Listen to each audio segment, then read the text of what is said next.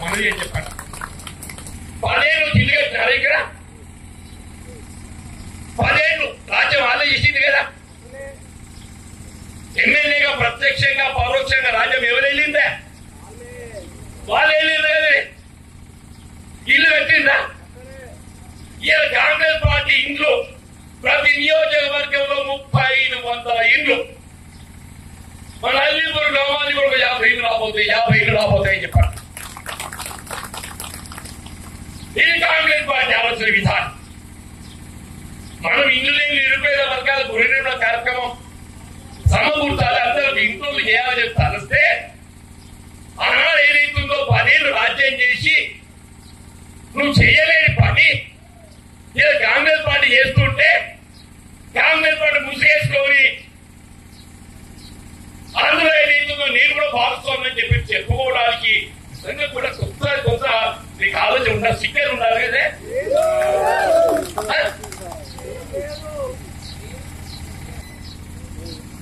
కార్యరూపం చేయకపోయినావు, నీ చేతిలో పడికేదనే నీది రాజ్యం కదా,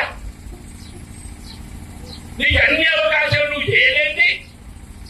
కాంగ్రెస్ పార్టీ చేస్తుంటే ఆ కాంగ్రెస్ పార్టీ ముసుగులో చేరి ఇదేదో తన గొప్పదాన్ని చెప్పుకోవాలని ప్రయత్నం చేస్తుంటే మా మిత్రుడు రాయే చెప్పాడు, మరో చెప్పాలన్నా రాకపోతే రాష్ట్రంలో కాంగ్రెస్ ప్రభుత్వం కాంగ్రెస్ పార్టీ కార్యకర్తల శ్రమ ఫలితం మన చెవుటోడికి సాధించుకున్నది ఇవాళ రాష్ట్రంలో కాంగ్రెస్ ప్రభుత్వం అని చెప్పడుతున్నాయి.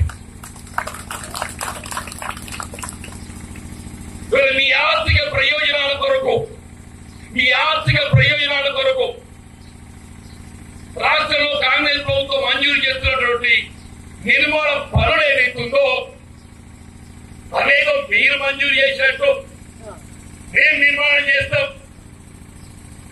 నువ్వెవడు మంజూరు చేస్తా అంటే